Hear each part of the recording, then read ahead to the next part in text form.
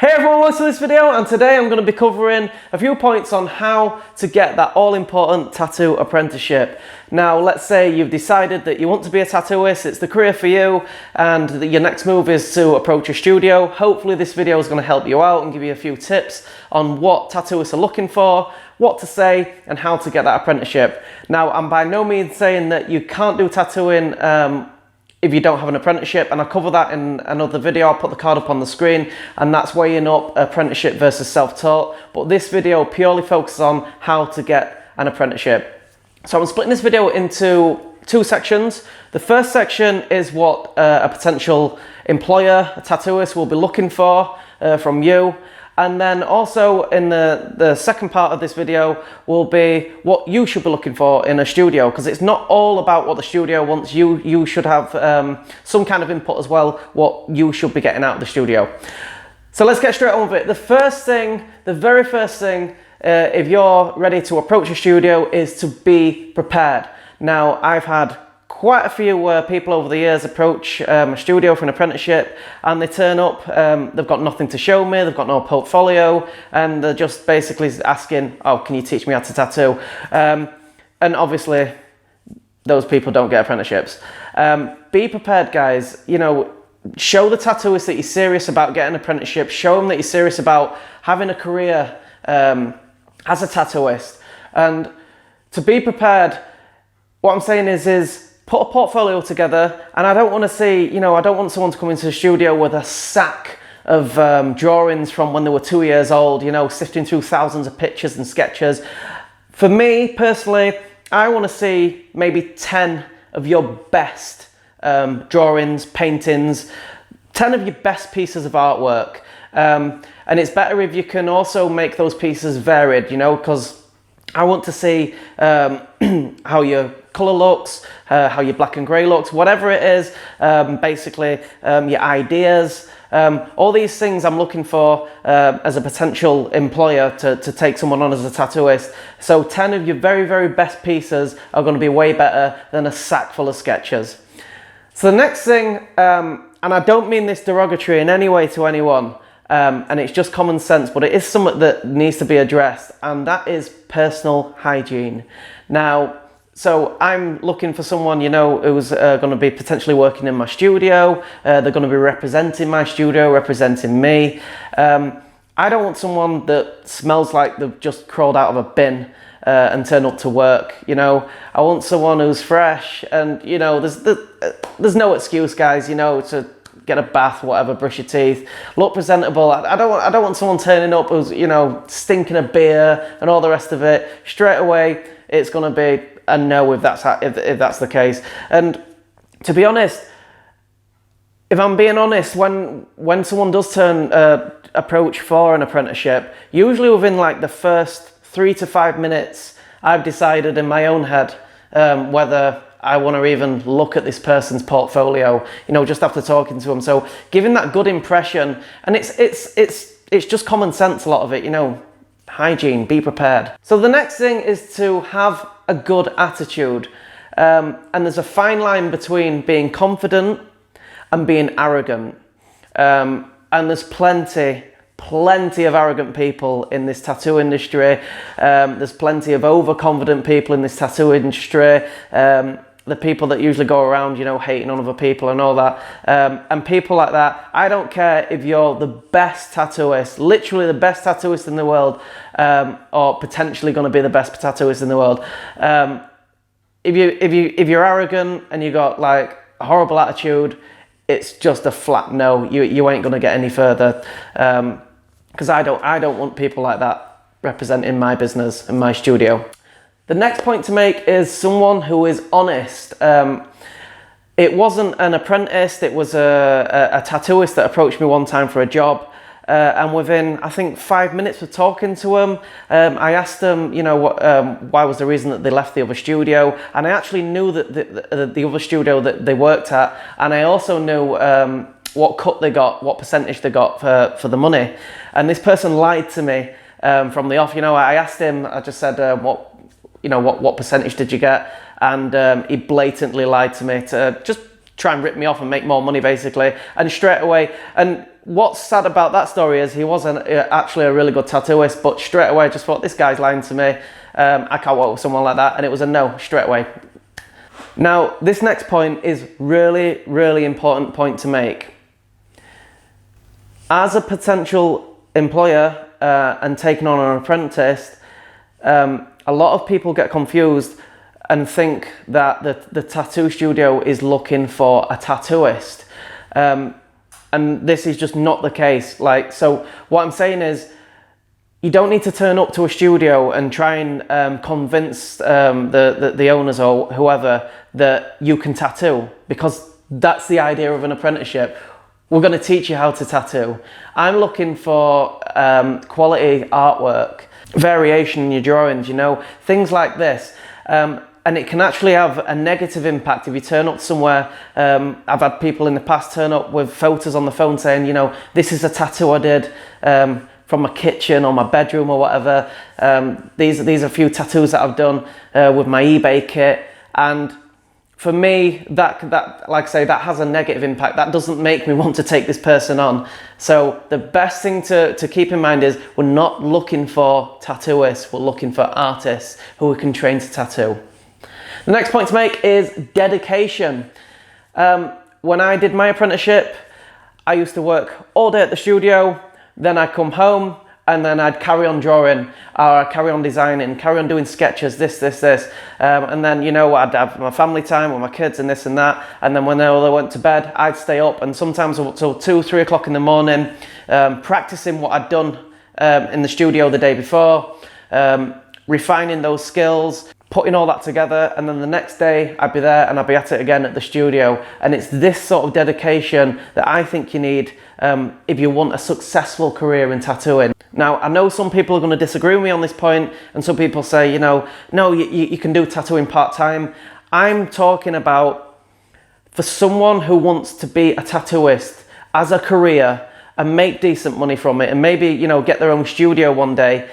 You need to be so dedicated to it, you know, because in the beginning, especially in the beginning, it consumes your life. Anyone that's doing an apprenticeship right now, they'll probably agree with me, just how much time it takes and just how much there is to absorb and how much to learn and how much time you need to keep putting into it. And for me personally, I don't think doing tattooing, you know, these people say, you know, I tattoo out my bedroom once a month, I do it once a week. It's not enough for me anyway, for taking on a potential apprentice. It's not enough. I need someone here every day, 5 days a week, 6 days a week, 7 days a week, whatever. But they need to be there and they need to be consistent. And when they go home, they need to carry on doing what, you know, pushing. I want to see someone who wants to be a tattooist. You know, I don't want to be chasing someone saying, you know, have you done this? Have you done that design that we were doing yesterday, you know, for today? And they're like, oh no, I haven't done it yet. I don't want to be chasing that. I don't need to chase anyone to do that. So be dedicated is going to take you a hell of a long way. The next thing I think you need to be, to get your apprenticeship, is to be passionate, you know. You need someone who's really, really passionate, who wants to work, who looks forward to turning up to work, looks forward to doing those jobs, and someone who I can learn from as well, because, you know, it's not just about learning from your mentor. Like I've always taken out of all the apprentice that I've done, I've always taken something back from them. You know, it could just be a really small thing, like a small technique that they're using with a pencil or anything like that. And it's always good to share ideas and to learn from each other. So someone that's really, really passionate about wanting to learn is going to put you in a lot better place to get in your apprenticeship. The next point I'm making is to someone who is punctual. Now, a while ago, I had someone working for me and they literally used to turn up 5 minutes before the client turned up, you know, and they used to just stroll in, not a care in the world. Sometimes they'd turn up 10 minutes after the client turned up and I'd have the client sat there waiting for them, and then, you know, they just turn up, don't care, whatever. Needless to say, that person doesn't work for me anymore. So it's just someone that turns up on time, someone who's got their act together. Then, you know, when I did my apprenticeship, my mentor used to say to me, be the first person to turn up to the studio and the last person to leave. That's the sort of dedication that a potential tattooist is looking for in an apprentice. Not someone you phone in saying, hey, where are you? I thought you were coming in today. You want someone that's going to be there consistently every single day, that wants to learn and consume the self of tattooing. Next point to make in getting an apprenticeship is someone that asks the right questions and not the wrong ones. You know, someone that's saying, you know, oh, how do you get this shade? How do you get this blend? You know, needle depth, whatever. Someone that's constantly asking because, you know, they want to learn. They want to learn how to tattoo, and not the wrong questions. By wrong questions, I mean, how much money am I going to make? What time do I finish? You know, things like this. Straight away, you ain't getting through the door. You certainly ain't getting an apprenticeship. So that's all the points covered, what a potential employer is looking for. Now I'm going to just go over a few points what you should be looking for, because like I said at the beginning of the video, it's not all about what the tattooist wants. It should be about what you want as well. Now the first point I want to make for this is you must make sure that you want to work at that particular studio. Now things to consider with this is, can you make it to work every day? You know, is the distance too far to travel every day, to consistently turn up there every day and to work there full time in the studio? Can you make that travel? Are you happy with the style of work there? You know, is this studio just like a one-trick pony that just focuses on a particular style and doesn't entertain any other style, but you want to do another style? Things like this you should really consider before getting an apprenticeship, because like I say, you're going to spend a hell of a lot of time at the studio, and if it's not the right studio for you, it's not going to be a pleasant experience. Is the place reputable? You know, has the place got a good name, or is it one of those places where everyone just knows not to go to? You know, just avoid that place. Because if you start working at a place like that that's got this really, really bad reputation, you're going to be tarred with that same brush as well. So it's always best to, you know, do your research and make sure that that place is reputable. They've got, you know, got a good reputation. It's going to put you on a quicker path to becoming a full-time tattooist. Now, things that you should also consider is, in the beginning, especially when you're doing your apprenticeship, you'll be working for very little or no money at all. And some studios actually charge for apprenticeships, and these can cost quite a lot of money.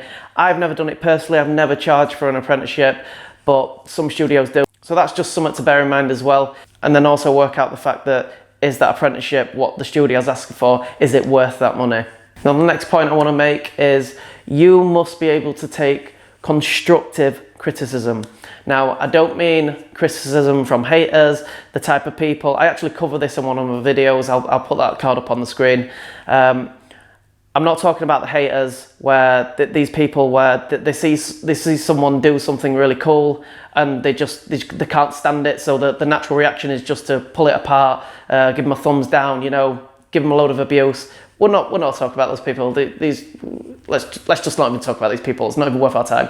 We're talking about constructive criticism. So, you know, let's say you're learning to do line work and you're pulling lines, and then your mentor says, you know, you could improve that by doing this. It wasn't perfect, but next time maybe we can make it perfect.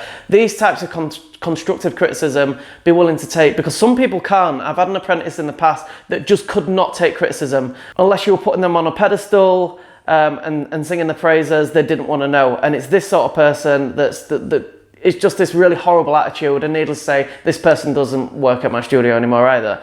Be able to take constructive criticism will take you a long way. And also as well, you need to be able to take constructive criticism to move forward as well. Because if someone's, you know, if no one's picking you up on stuff and not telling you where you're going wrong, how do you know where you're going wrong? So that's a good one to keep in mind. One of the things that you should be, if you're going to be a tattooist, and if you're not, you will become it, is thick-skinned. You need to be thick-skinned. You need to shed off all the haters, because you will get it. Everyone gets it. And like I said, I'm not even going to talk about this anymore because they're not even worth our time, but just be thick-skinned.